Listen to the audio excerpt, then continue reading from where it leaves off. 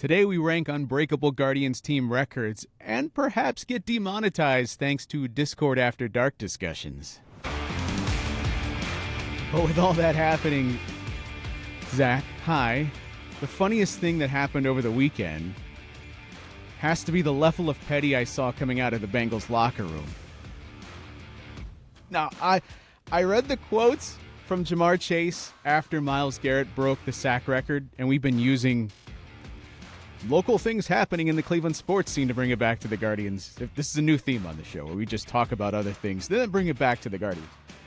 But apparently Jamar Chase was really, really mad that they stopped the game for the most brief period of time. It's not like they had a full parade here. What was the game stopped for? 90 seconds to celebrate Myles Garrett after he gets the sack? But they're going on and on about this like they lost the game as if it really matters to the Bengals, but they lost the game because they stopped play to celebrate the sack record for all of 5 seconds. And I was thinking about, what if this happened in Major League Baseball? Someone new breaks the home run record. Some sort of record that stood for even a small amount of time. And then the home plate umpire being like, yeah, okay, get off the field. The clock has already started. Like, what do you expect to happen here? Yeah, it's funny that their coach, Zach Taylor, said something like, we're fighting for our lives out here, and there's 5 minutes left. It's week 18. Both teams stink. And it's. I would have respected it more if he was like, there's 5 minutes left. We're just trying to get to Cancun. Like, do we have to stop the game? Just brutal.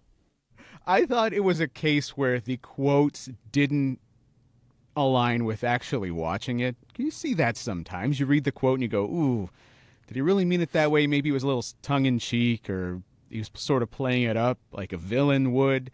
I would get that. And I watched the video. No, they're mad about it in real life, not just online, in real life.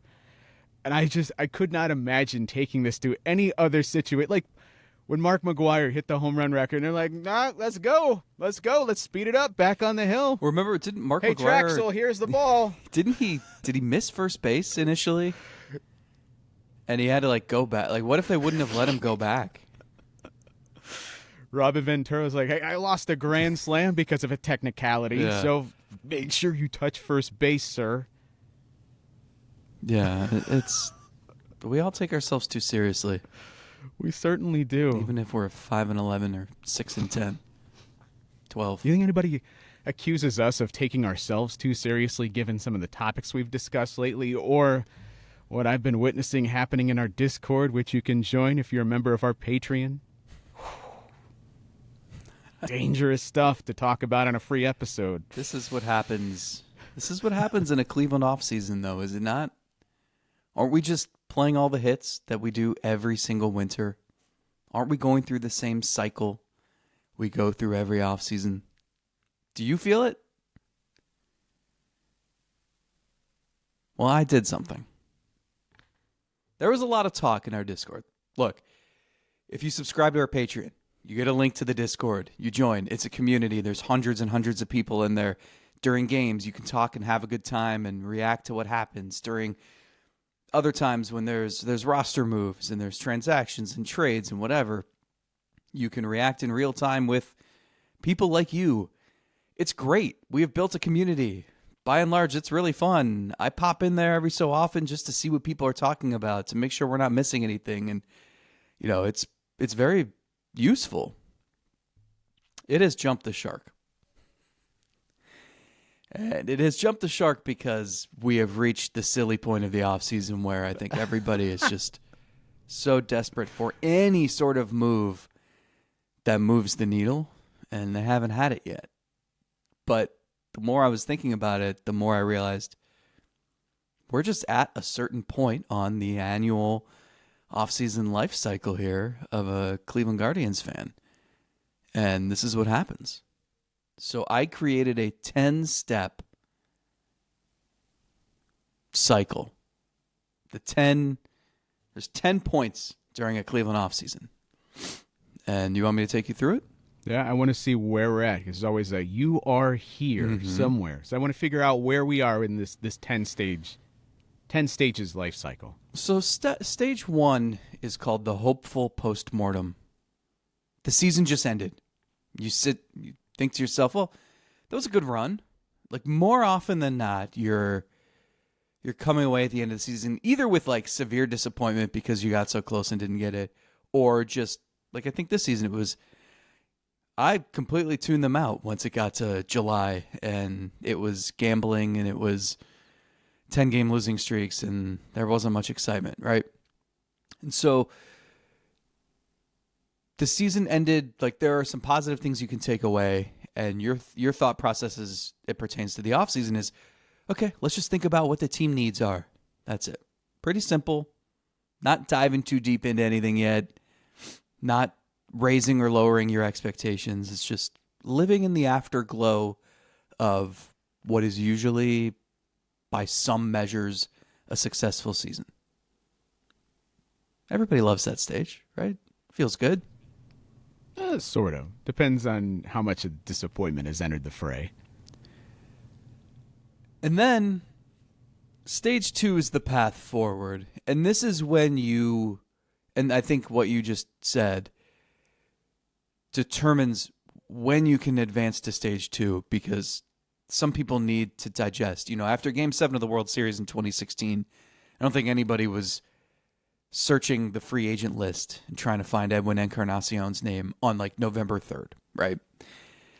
You needed time to sit with that one.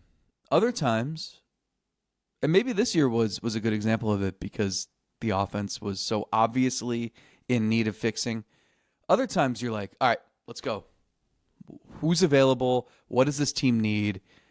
And you know, you're thinking about payroll flexibility, you're thinking about arbitration and non-tenders and all that stuff. And some of that gets mentioned at like exit interviews. Some of it you give yourself a couple weeks to recap the season that was, and then you do it. But you're usually in that stage probably as the calendar's flipping to November, I would say. That's stage 2. Stage 3 is when it gets real. The hot stove's arrival. Some names start coming off the board. You start like getting itchy and uncomfortable, and you're scratching yourself, and you're telling yourself, well, hold on. These weren't necessarily targets that the Guardians should have had, or even if one or two of them were, like, it's early. We just had the GM meetings. It's November. Like, the Guardians are not the team that's going to typically strike early, so it's okay. We're cool. We know what we need to do. Stage 4. The random addition. You're sitting there, you're waiting for them to add that center fielder. And lo and behold, here's a random ass reliever. What? Okay, fine. This doesn't solve what you needed. Is this the Ben Lively got a what? Yeah. Who? And who is Ben Lively? Not the position I thought, not the name I thought, not the level of quality of player I Paul thought. Sewald. Okay, there's another one. But okay, whatever. Now go focus on the thing that you actually need.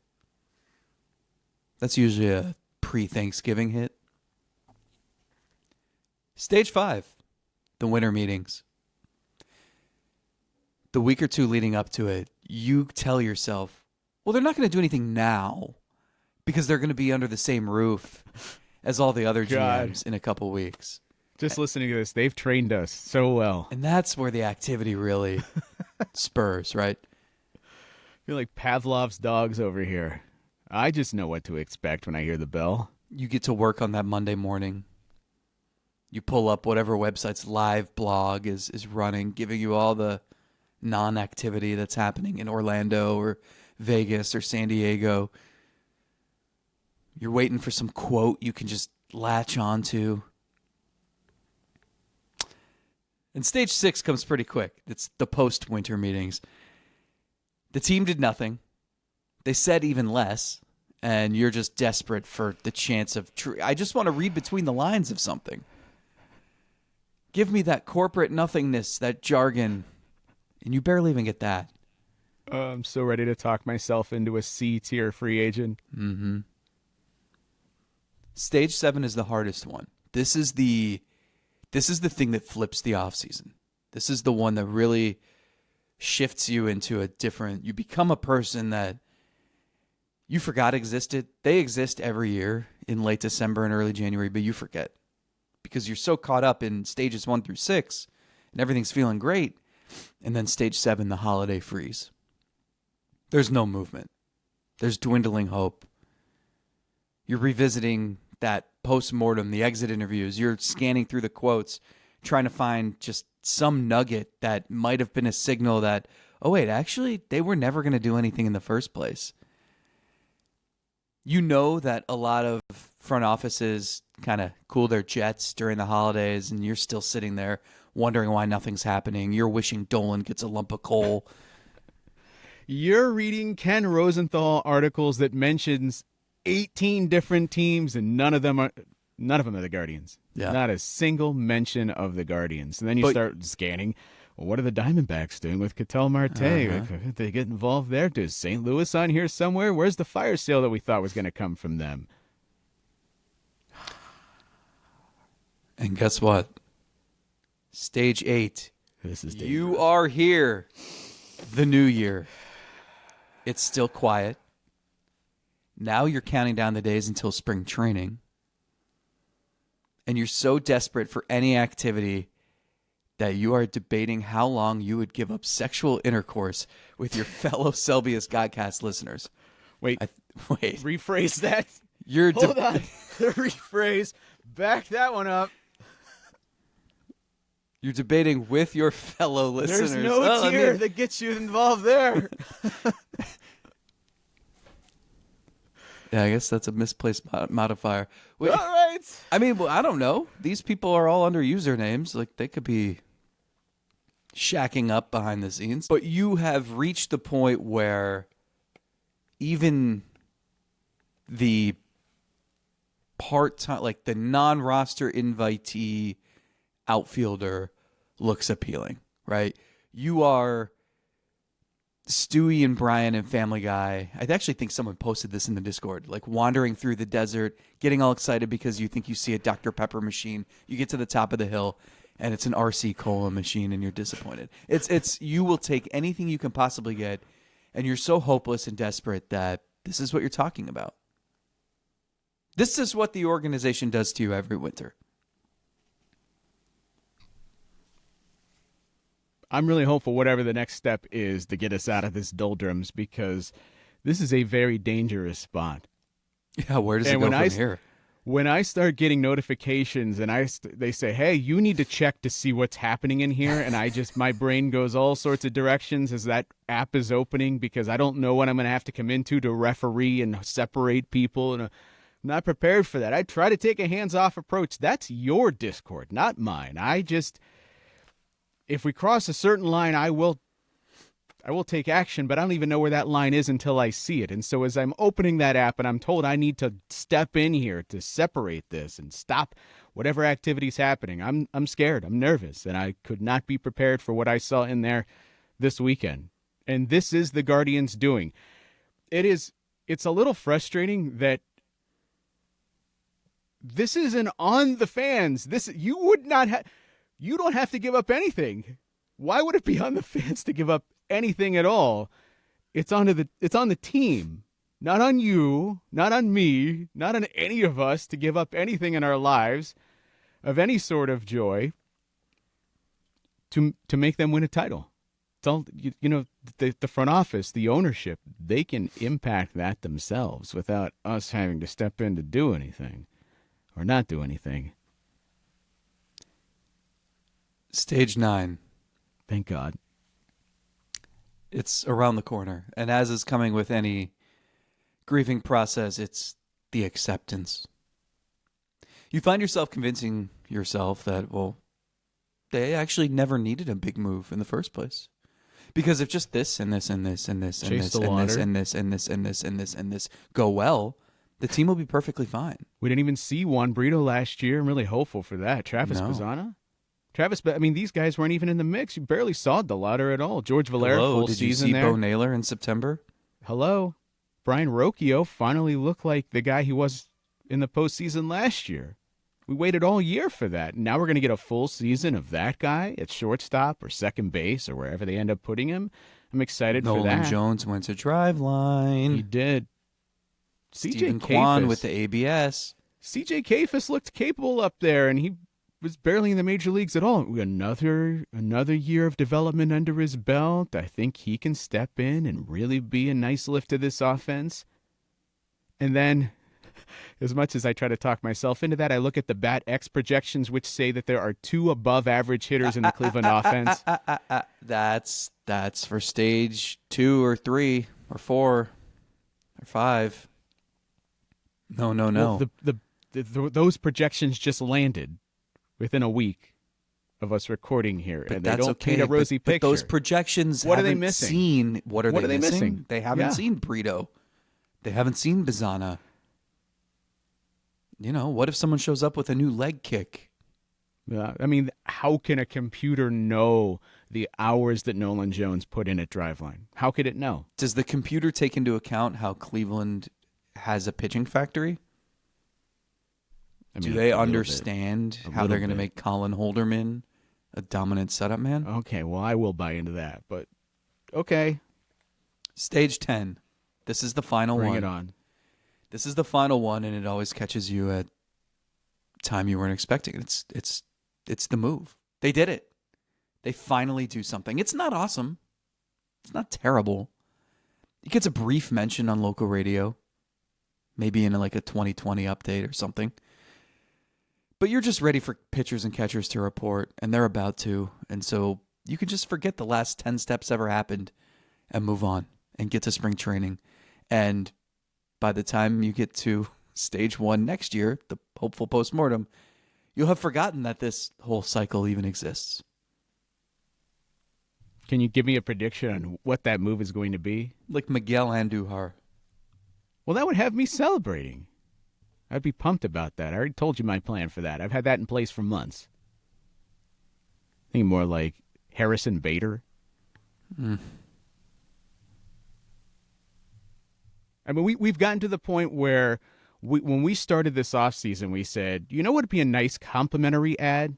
A guy like Austin Hayes. And then you get to the point in the offseason where it's like, well, if they sign Austin Hayes, this will be a success. This will be great. And I'm like, okay, I like him, but I don't think I would think you fix the offense by signing a guy of that ilk, or Andujar, or Bader, or anybody. I want to make this clear now because I'll have a lot to say. I'm curious to see like what happens over the next. What do we have? 5 weeks till spring. Jesus, 5 weeks till spring training. That's it. 6 weeks. 5. 26. 5 weeks till spring training. My goodness. I'm curious to see what happens. Like they have to do something, right? Otherwise, this is the clearest example. They're not going to feel any embarrassment over the payroll being where it's at. Like the second lowest team in Major League Baseball, given where they're at in their life cycle here. I don't think ownership pays any attention to what people are saying about them or gives a flying you-know-what about it. No, I don't think they care. I don't think there's any embarrassment. I think it's like a you wouldn't understand type of feeling. So which I'll have a lot to say at some point. I think for now, I'll give you some credit here because I think you're being fair to them because they still have time. You are skeptical. I've been a part of this show twice a week now, and we have conversations. I know you're skeptical that they're going to do something, which is why you I think they'll do something. The chamber full of your takes, but you're not ready to unload them yet. I think they'll do something. I think it would be the clearest example of what's the phrase? What am I allowed? Pissing on your head and telling you it's raining? Oh, okay, yeah. Ever just based on like you told us how bad your offense was last year and then you did nothing. And maybe I'd feel differently if DeLauder had never had missed time because of injury or something. But like it's just Well, he'd be 2 years into his career by that too. If that were true. So they'll do something, but it's I don't want to play the greatest hits right now. It's all the things. You've won 3 or 4 division titles. You have glaring needs. It would not take a huge commitment to like give you a decent chance to get over the hump and you refuse to invest whatsoever. Right. I mean, it would be great because then you could really celebrate all the things that I feel great about. But the unfortunate part when I start talking about the great things that I like and the young players that are coming up, and it always is halted by the reality that they aren't doing enough to supplement that. Like, you should feel, if you really look at it, you should feel great about where this team is at. Think about, this is a team that hasn't even really planned to win the last several years, and yet they have. And That's a really now they're getting to a important point where a lot of the players that they really liked in the minor leagues are ready to contribute at the major league level. And some of the guys that we've seen here, we've either learned enough that we know that they're not an answer, or they've started to maybe make some strides at the major league level, both in the rotation and maybe some in the lineup. And so when I look at where they're at in their life cycle, I should be really excited. But this is also the point where you take the fact that you aren't paying the younger players anything, and Jose is still in his prime for I don't know how much longer, but you have him for 3 years. This should be an exciting point that I could not wait to discuss more about. And I think to our credit, we do spend some time talking about those things, but it's still, my excitement, it's limited by the fact that they still don't do enough to supplement. They don't help those young players enough, that they have enough veteran and capable and guys that you know what they are to maybe make it so that it's less on guys like Kyle Manzardo to immediately come up and be the dude, be the guy that's hitting cleanup. Chase DeLauder, we got to throw you out there in a playoff game because we have nobody else capable. And yes, we believe in you, but also if we had a better option, we would have went with them. It would certainly, I feel like, help their development of a lot of these younger players if they weren't asked to be the guy immediately, because you have a guy that's capable of hitting second and fourth and fifth in a lineup. You're currently going to be asking that of DeLauder, Valera, Bazzana. Not to mention, like, you are banking hard on Naylor and Rocchio taking major steps forward. And nobody else suffered. Like, Jose can't decline yet. You can't have injuries. Even the starting pitching, like, I'm really intrigued by it, but, like, there's not depth there. So I just... Yeah, and there's no way they're going to be as good as they were down the stretch last year. It doesn't have to be as difficult as they make it. And what my original point here that I wanted to bring up was, saying all that, I still think they have the foundation to be a good team. So don't get it twisted. Like, this isn't me railing on ownership because the team stinks, the organization stinks, blah, blah, blah. No, it's I actually think, like, I think they could be good. When I said, like, this and this and this and this and this have to go right in that one stage, I kind of think that a lot will go right. Like, I'm not naive enough to think everything's hunky-dory, but I really like DeLauder. I think that bat will play. I've been pretty high on Brito as a useful piece. I really want to see Bazzana, all this stuff. It's just exhausting. And, you know, you can, if I'd be interested, like, if anyone in the front office is listening to this episode, a line I hear a lot is, you know, well, like, we don't care about the victories in December and January. Like, we're not trying to make a move just to make a move, because a lot of teams that go big in December and January, it doesn't pay off. Well, I don't think that's how you should look at it. I'm not saying make a move because it would help fan sentiment, but you clearly don't care about that. You know, there's no Guards Fest. There's no moment for fans to get excited. The reason this 10-step life cycle exists is because you never throw them a bone. You never give them a chance to, like, get pumped up for the season. We've talked about this for years, TJ, have we not? It's gotten us in hot water with the organization at certain points. But making a good move, making an addition in the offseason doesn't have to be just to get fans excited. But if fans are excited, there's probably a good reason for it. So, like, it's okay to improve your roster, to give yourself depth, to create competition. And they are just so risk averse in so many ways that this is what we get. All right, well, let's table this and bring it back up 17 times in the next 3 weeks. I'm ready for stage 9. And move forward with a different idea. Myles Garrett breaks the sack record. had me thinking about Guardians records. Indians, Guardians records of years past, and ones that we feel like are unbreakable. And rather than go through every single one and say, yes, it could be broken, no, it could not be broken, I don't know. Until it happens, you don't think it's going to be breakable. What if we just rank them collectively together? I don't even necessarily mean blindly, and we can't adjust off of there. I want to place them on the board and then make adjustments as we go. So we can have at the end a list of, what do you want to say, the top 10 most unbreakable Guardians team records in the order that we think they are most incapable of being broken to least. Yeah. I think that's the way to do it. It's a really interesting topic. You mentioned this, and I started just looking through every statistical category. Jose Ramirez is gonna get a lot of these pretty soon, and so that eliminated a lot for me, because it was like, well, this seemed like it might have been difficult, but Jose's probably gonna break it next year or the year after. So I'm left with a lot of stuff that numbers from 1917 that I can't quite wrap my head around. Should we start? Let's do it. All right, 1 through 12. There's 12 of these. So you just okay. Is this a blind ranking?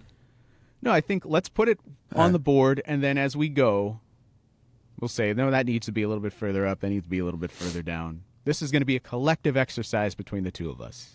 Okay, so let's start with the basics. And I did not include career home runs because Jose Ramirez sits 52 home runs behind Jim Thome. So 2027, if there's enough of a season, he could break that.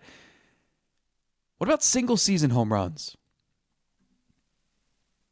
The franchise record's 52 by Jim Thome, 2002. No one's hit 40 since 2006, Travis Hafner. So how safe is Jim Thome's single season record of 52 home runs?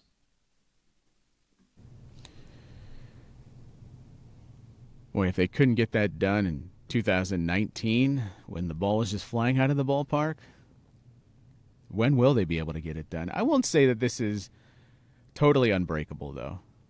I think this is a possibility, pretty strong one, for someone in the future. What type of hitter, though? Do you need like someone like Noel or no someone like that to just go unconscious, or do you need to develop just a godly hitter? Do they do that anymore? I mean, to hit 52 takes a really, really freaking great hitter. A Hall of Fame hitter, even. But I don't think it's going to be the guy that is the all or nothing swing, like you got Paul Bunyan's axe there, sort of player. Because there's so many holes there that there's a good chance they'll hit 40 a lot, but maybe getting to 52 is tough. I'm going to say, so you said 12. I'm going to put this like at 9.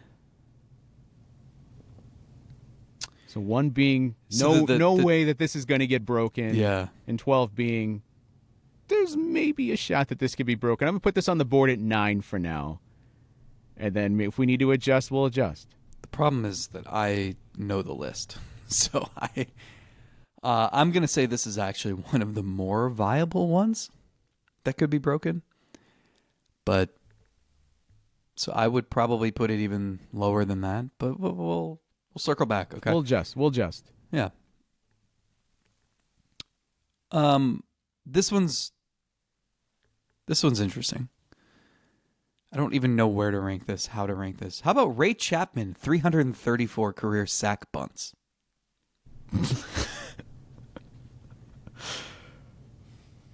I need the list now. I need to know who is second. So he has a huge lead. I will tell you that the most recent, like the player who from our era, I guess, who is closest is Omar Vizquel with 132. So think about Vizquel. You think, like, he probably bunted a lot, right? 200 bunts Oh my behind God. Ray Chapman. How do we go from home runs to sack bunts? I'd feel better about this if Terry Francona was still manager. Oh my God. You know what? Baseball, though, is cyclical. Do we eventually get to a point where the old becomes the new again? Probably not to this level. Yeah, I mean, like, does anybody, like, doesn't 10 sack bunts in a season seem like a lot?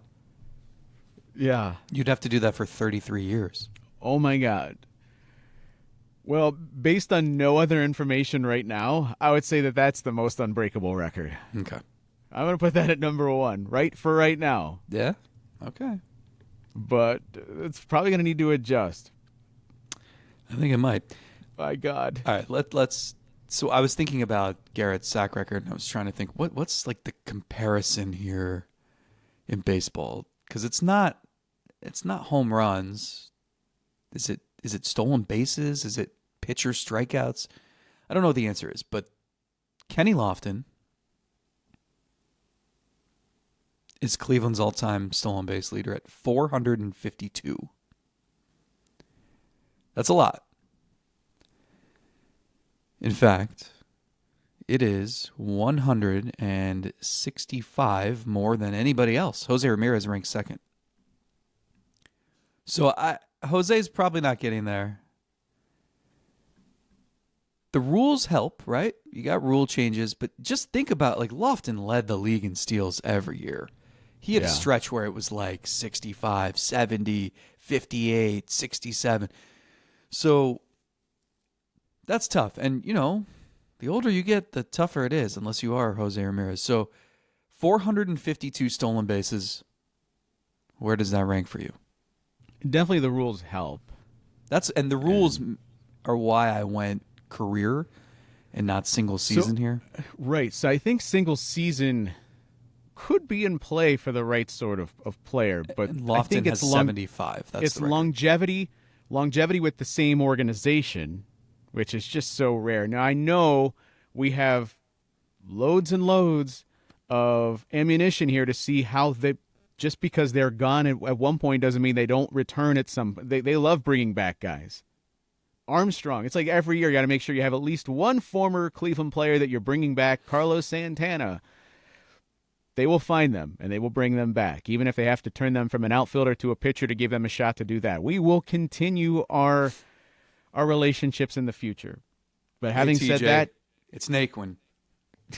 it takes a very unique player to hold up the wheels and to be able to do. I mean, I guess like Rajay could still steal bases late into his career, so Even it now, can happen. Yeah, I mean, but think about it. Like, that's even if you stole 45, if you stole 50 a year, which is a ton, that's lead the league territory. You'd have to stay in Cleveland for 9 years. Yeah, play every day. I can't see it happening.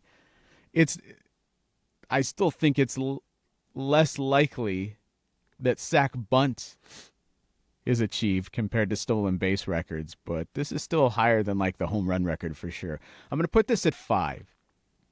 5 for now.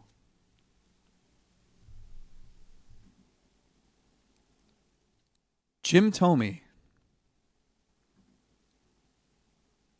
as a member of the Cleveland Indians racked up 1,008 walks. 1,008. Carlos Santana ranks second in 933. So he almost got there. Carlos Santana also, it took 3 stints. It took so many seasons in Cleveland.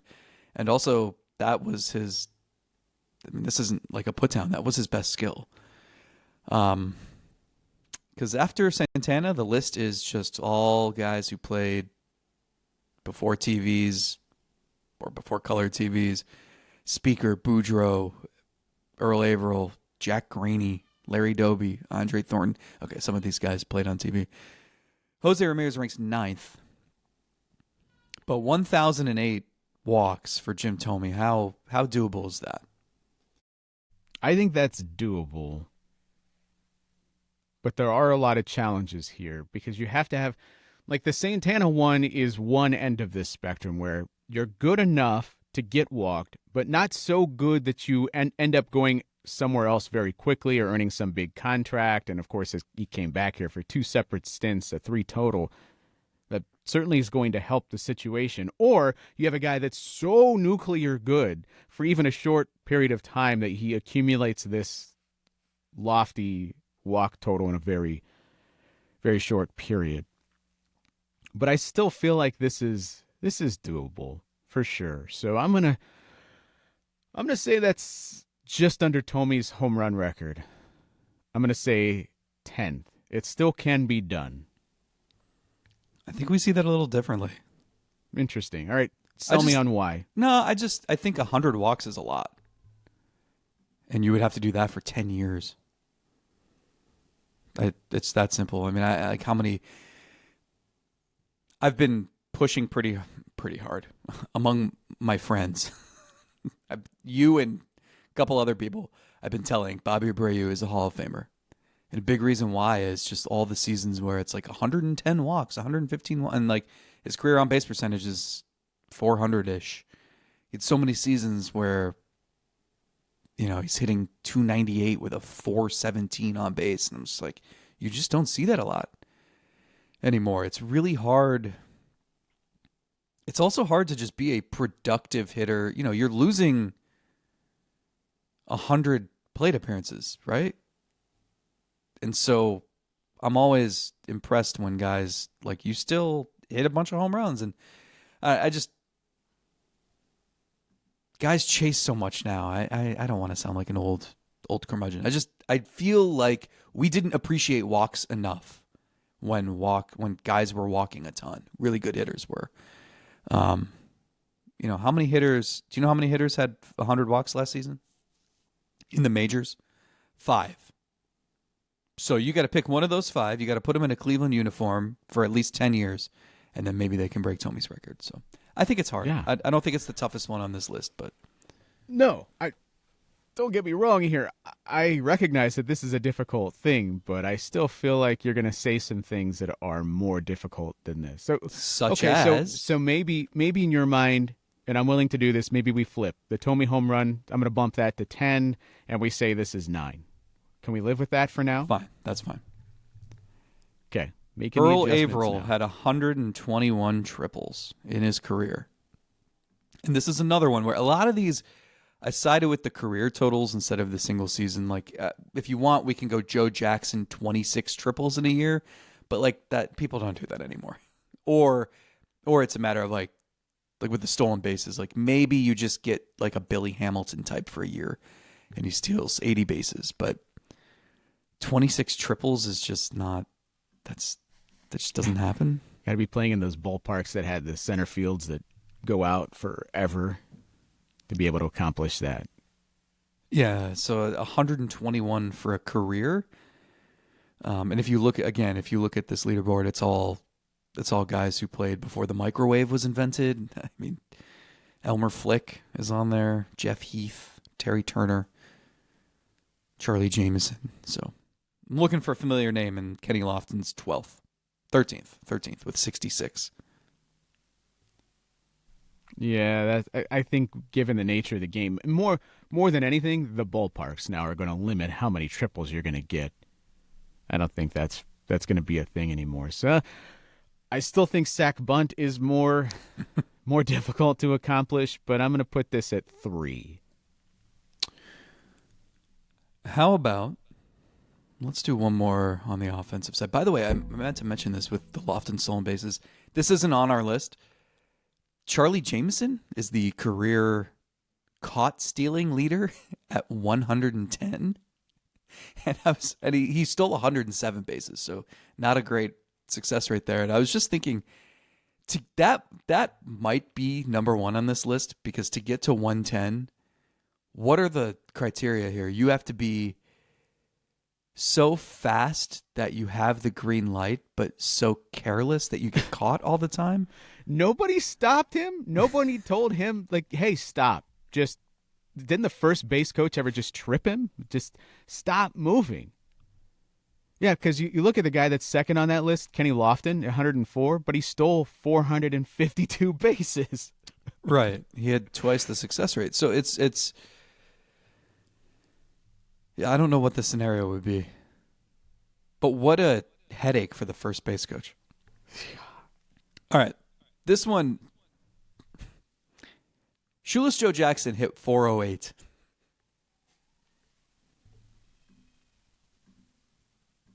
Where would you like to place that?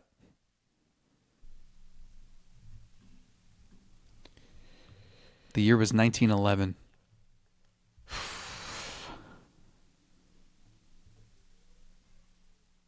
By the way, it's Shoeless Joe Jackson, it's Tris Speaker, Nap Lajoie, it's all guys like that until you get to 18th. Albert Bell, 1994, he hit 357.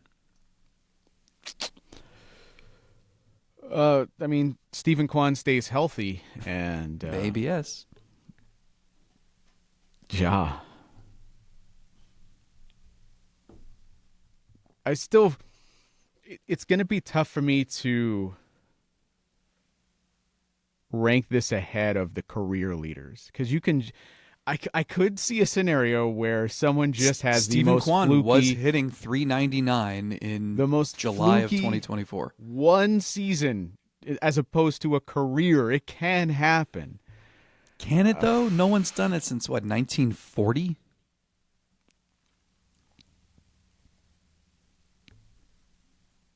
Yeah. Ted Williams.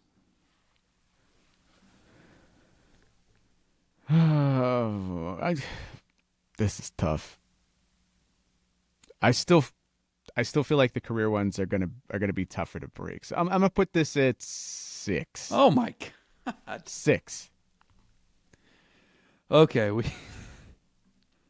Really?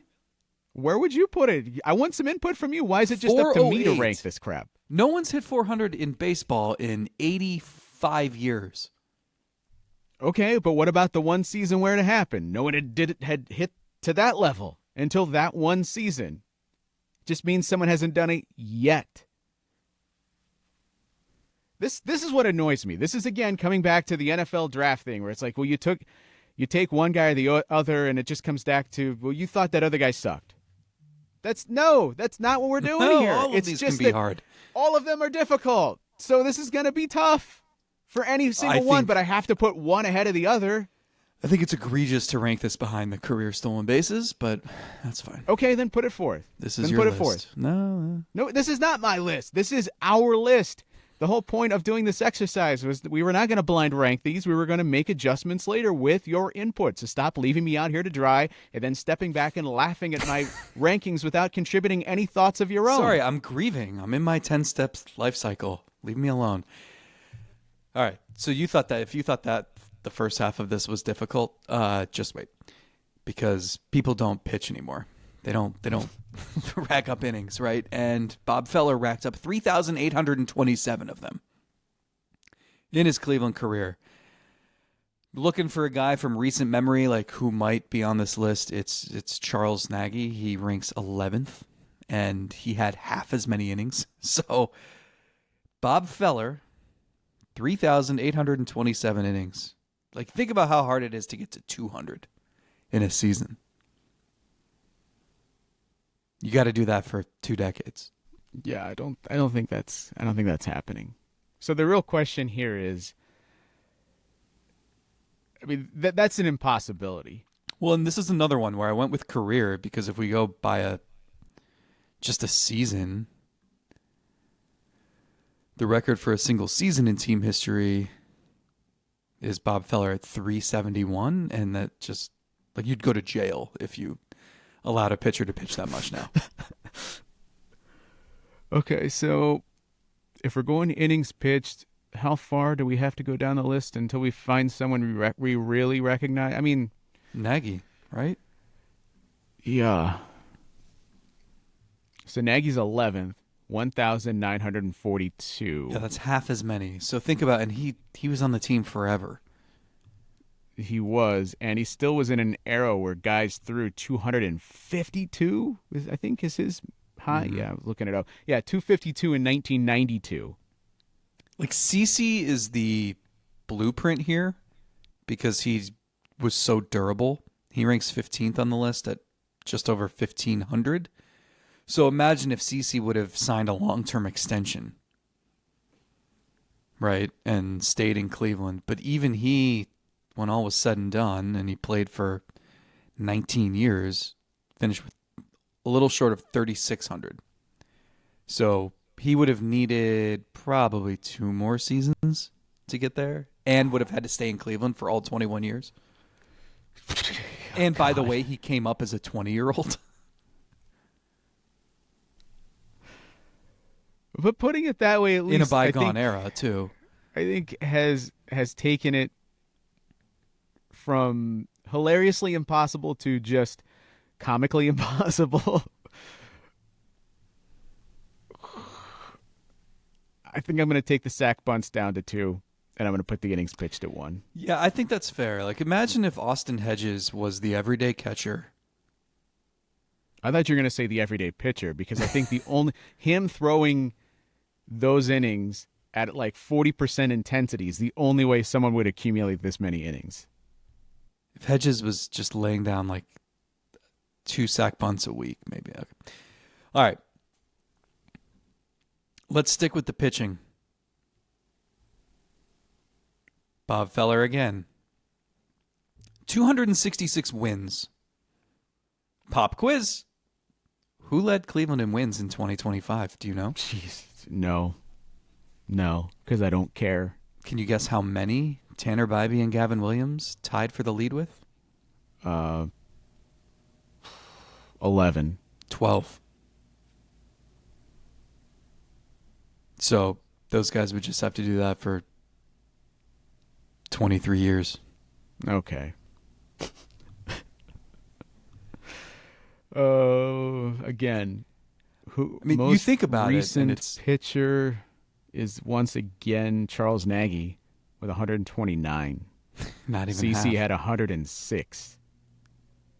You think He was about 13th. like Nagy was 10th. if you could win 15 games a year, you'd have to do that for what, like 18 years? But in 15 years, will starting pitching exist? I mean, what's the sport going to look like at that point? So, or will they have instituted rules or will we change the way wins are awarded? Maybe, and maybe that needs to be addressed. But I've got a better question. We now know that this exercise exists, right? We have there's some benefit for us to build a pitcher to win this many games. I don't know what it is. I don't know what the benefit is, but we've been tasked with this, and we can make it a success. I don't care about like winning games and winning World Series. The only part of winning that I care about is making sure this pitcher wins as many games as possible every single year. Craft me the idea that makes this happen. So in today's sport, it's probably like based on these set of rules that we have today. It's probably like if Cade Smith stayed not quite in the like the maid role where he's cleaning up messes, but like he's the first, like Festa. If Festa was elite and he's coming into the game in like the 5th inning every night and he's going 2 innings. So he's that guy who's on the mound when the team, like he's getting those important outs. Because we're trending more and more toward like starting pitchers go twice through the order and that's it. So it's tougher and tougher to get through 5 innings and to get through 5 innings with your team ahead and staying ahead, right? It's very difficult. Like Cleveland's wins leader had 12 again. That used to be like, remember all the debates back in the day with Zach Greinke or Felix Hernandez when it was like, I don't know if I want to give the Cy Young Award to a guy who only had 13 wins. And then we got a little bit smarter. But I think you'd have to design a pitcher who your starter goes 4 1/3 most nights, and this guy finishes the 5th, pitches the 6th, maybe starts the 7th, and he's awesome. And so you're sitting there as the official scorer, and you're like, well, if I have to give the win to somebody, like that's the guy who deserves it. And because they're making 60 appearances, I don't know, this is like this dude, whoever I'm imagining, has a bionic arm, and they go 120 innings over 65 appearances. And that's good enough to get you 20 wins, 25 wins. And then you also have to do that for like a dozen years. I don't know. I just don't think you're taking this crazy enough. Like, Okay. I want to craft a pitcher that wins as many games as possible. That's all I'm concerned with. So I think so every game that you are leading in the fourth inning, you immediately put this guy in, right? So like the pitcher goes 4 innings, you're winning. This pitcher comes in every single time. So you got to get him that 1 inning in that 5th inning that you're winning. So that's the first goal. So you're always making sure this pitcher is available somewhere in the middle of the game. And you're always bringing him in after 4 innings when your team is winning. And then the other, like, how do you just have them lurking when close games? So let's say you're losing. Do you still risk bringing them in? I mean, you're kind of taking what I said and just like I want to take. I like, am put managing solely for this guy to rack up wins. That's all I'm concerned Yeah. with, right? That's the hypothetical question here. I'm asking. You want to craft a pitcher that wins as many games as possible. Okay, but we could do that with all of these. It's like we could break Kenny Lofton's stolen base record if we just do everything, like hit this guy first and give him the green light to steal second, third. We don't care if you get caught. We don't care if we score runs. This is the We could break Earl Averill's triples record stage- if we just send this, just round him. Let's go. Windmill at first base. 8.5 of the offseason is this right here. This Yeah. conversation we're having. So I want to craft a pitcher that wins as many games as possible. And the first step was what I said, making sure they're always there lurking for the 5th inning. Yeah, the So problem they can with this is steal their that, arm they can is going to vulture fall that off. pitcher win. Their arm's going to fall off long before they get to 266 wins. Okay, how successful do you think you could be? I guess we could look up how many times the Guardians were ahead after 4 innings to make this possible, and then how many times would you blow a save potentially? So maybe that happens every once in a while.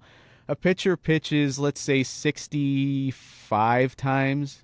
Not doing the meme. 65 times in a season. So how many of those could you get a win out of it? Could you get 20? Like exercising this method, do you think you could get 20? Just craft it. Steve Carsey sort of filled this role in 1999, and he went 10-2. And I remember thinking how awesome it was way back then for a reliever to have 10 wins. He made 50 appearances, but he was going 2 innings a I think lot. Julian Tavares, didn't he do that as well? 95. So double it and then Give it to the next guy. I think you could make a 20-game winner every year doing this. So is this tougher than the innings total? I put innings still one. I don't. Is this tougher know how than sack bunts? But I think this is tougher than sack bunt. So updated leaderboard: innings pitched, wins 2, sack bunt 3, career triples 4, single season average 5, stolen base record 6, and then I have 9 and 10 with career walk record and then Tommy home run record of 52 single season. Let's stick with Bob Feller one more time. I'm not going to go Addy Joss 45 shutouts in a career because that's just... Think of the best pitcher you've watched. Kluber? CeCe? Yeah, they're tied for 40th with 7. Addy Joss had 45. But we'll go complete games. Bob Feller had 279. Here's a stat for you. How many... Cleveland leads the league in total shutouts or total complete games over the last quarter century. Do you know how many they have? Cleveland ranks first in the league. Since 2001, the last 25 seasons, they have more complete games than any other team. 130. Okay, I was gonna say Less than 100 half and the total something. Bob Feller had by himself Oh my way God. back when. And Feller, of course, missed some time Yeah. fighting wars. So 279 complete games. Where you got that?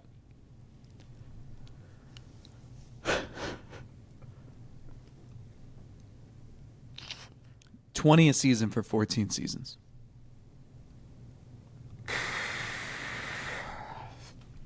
It's like absolutely bonkers when a starting pitcher's still in there in the ninth inning. All right, hold on. Do we think that's more difficult than sack bunts, right?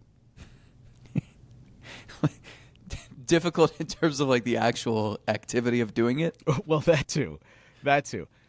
So, okay, we can put it, we know it's at least 3. It's in the top 3, like we're working backwards. This is the NBA draft lottery here. Teams start celebrating when they know they're in the top 3.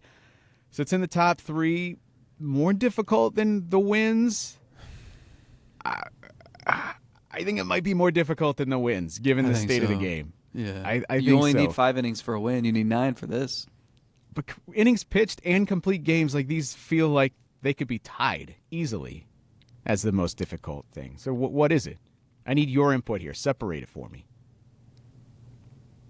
I think it's this. There are so many reasons not to let a guy go back out there for the 9th. Oh, we're up by 10 runs? Okay, go with my mop-up guy who hasn't pitched in 2 weeks. Oh, it's a 1-run game? Go with my closer who's fresh. Where's your pitch count? Where's the other team in the order? Where are we at in the season? So many reasons not to send that guy back out there. How many times did Gavin Williams is carrying a no-hitter into the 9th at Citi Field, and he gives up a hit, and like the reaction among the coaches in the dugout, of course they wanted him to get the no-hitter, but it's a relief. Ooh, we don't have to cross that bridge of like, oh no, what if he's at 139 pitches? Teams don't want that guy going in the 9th. You don't see complete games ever anymore. Like maybe like 1 a season for a team, 2 maybe. But to do this, you got to do 15 a year for 19 years. That's one difficult conversation. Now we're going to do it. How many times a year we're going to have that difficult conversation?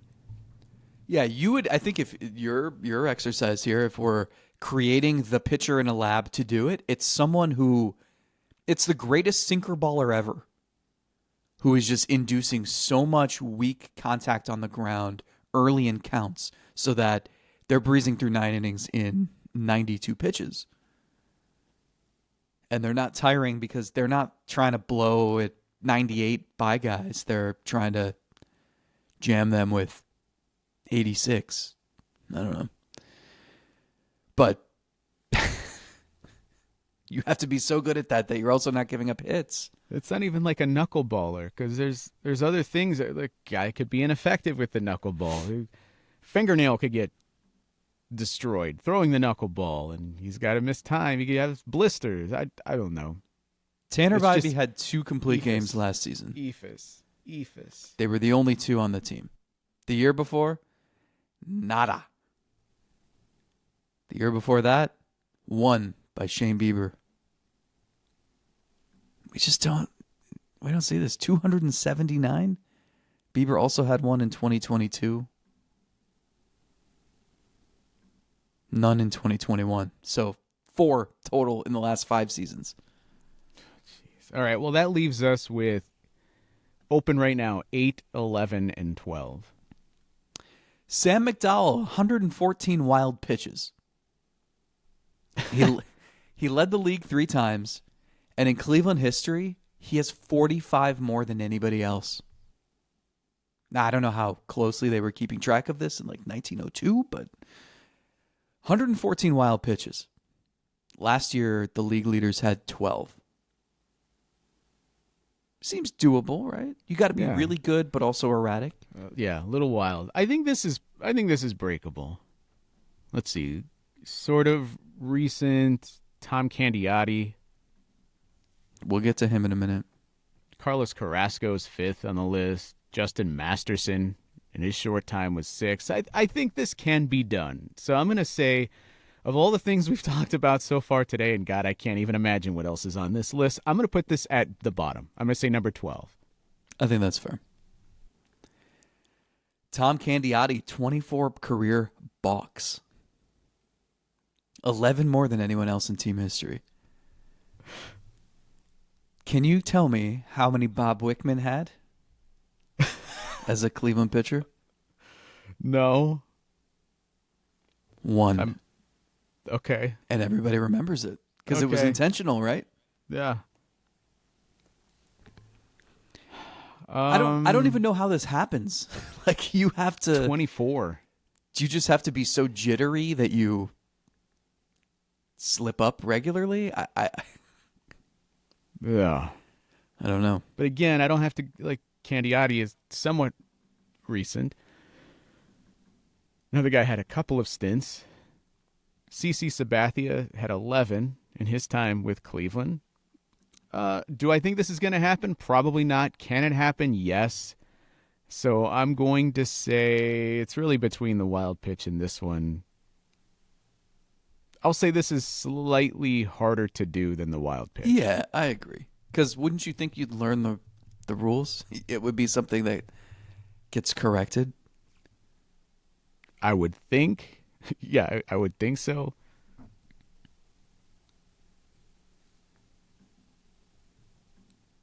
All right. All right, I want to go that back. leaves us with last one, right? Is this the last one? And Yeah. this one, I had a different one picked. Originally, I was going to go with Mel Harder, 484 games started, which if you think about is 30 a year for 16 plus years, which is just insane durability. And like that's probably more doable than the Bob Feller records. The last 75 years, the leader is Charles Nagy at 297. But we have so many of those pitching ones that are all similar. So I want to go with one that it's probably doable, but it also gives me a chance to highlight our recent narrative podcast episode that we released over the holidays about the 1999 Cleveland Indians. And if you haven't had a chance to go listen to that, please do so. Go subscribe to our Patreon. It was a really fun venture for TJ and myself. We had a lot of fun with it. The feedback's been really great and helpful too. So we hope to do more of that in the near future. But I say all this to mention Manny Ramirez and 165 RBIs. And this one I'm including because on the surface, being a single season record, like it seems doable, but there's some interesting elements here, right? Like it takes into account you have to have good guys who get on base a lot around you. You have to have consistency and durability and be in the lineup every day and not being, pulled for a guy who feasts on lefties. And it's a tough one. You look at like the list is interesting. The only guy since Manny with more than 130 is Juan Gonzalez in 2001. If you're looking for a name more recently, Jose in 2022, his career high was 126. And the crazy thing is Manny got 165 and he missed 15 games. Right, so that could have been 180. The record, Hack Wilson, 191. And there was a while, I remember in 1999 comparing Manny and like, all right, is he still on pace to match Hack Wilson? And eventually that fell off and he missed some time in the middle of the season. But Manny Ramirez, 165 ribbies in a single season. I think we're right about where we should be in here. So let's just make some adjustments off. It would be right now 8th on this list. And the most difficult thing about this is probably not even the talent. It's what you said. It's having enough guys on base consistently to give you the opportunities to not only be at your best and your peak, but also everyone else doing it at a rate where you're going to drive them in. You have to be pitched to. That's the other thing. We were talking about the 100 walks a season. It's like, okay, well, that is going to limit how many chances you have to drive in runs too. Yeah. But where this is not impossible is in 2022, Jose has the 126. And that's not a historically great offense. That's not, oh my God. And I'm not saying that with being close to 40 here is somehow me saying that, oh, it can't be done. But if Jose could get even to 126, I still think it's potentially breakable in the future. So 8 feels safe for me. Okay. So Rana, give me the top 12. Full list, and you tell me any further adjustments need done here. So number 1, well, actually I'll work backwards. Number 12, wild pitches. Number 11, career balks. Number 10, single season home run record. Number 9, career walk record. Number 8, RBI. Would you flip those? Thinking about flipping them. Career walk, RBI. Which one's tougher?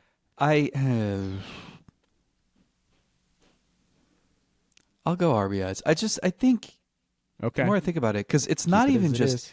you have to be hitting in the right spot in the order too, right? Like I think you probably have to be hitting third or fourth, but you have to make sure that nobody hitting in front of you is also like an RBI machine.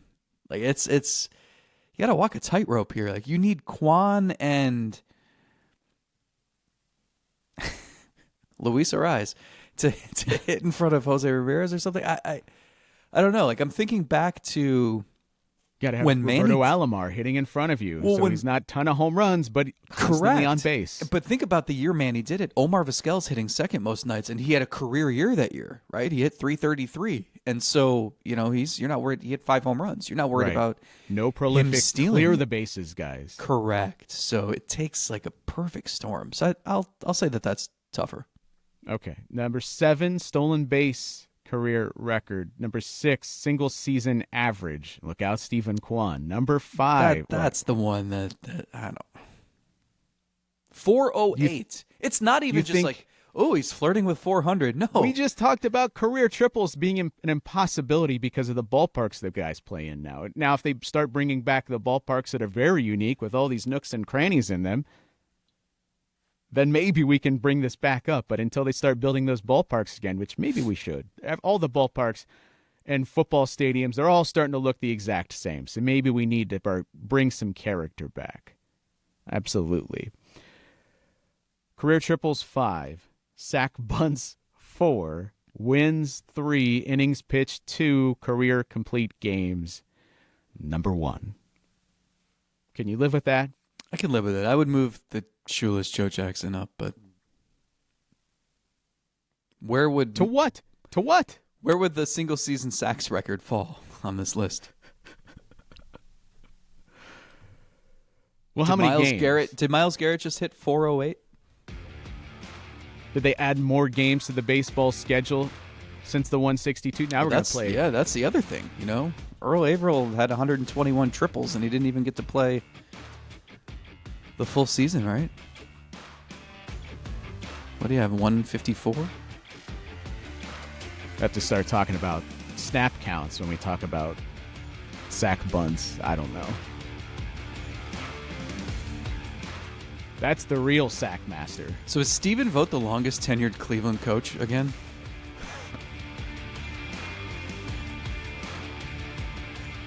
Or was Atkinson? When was... Yeah, right?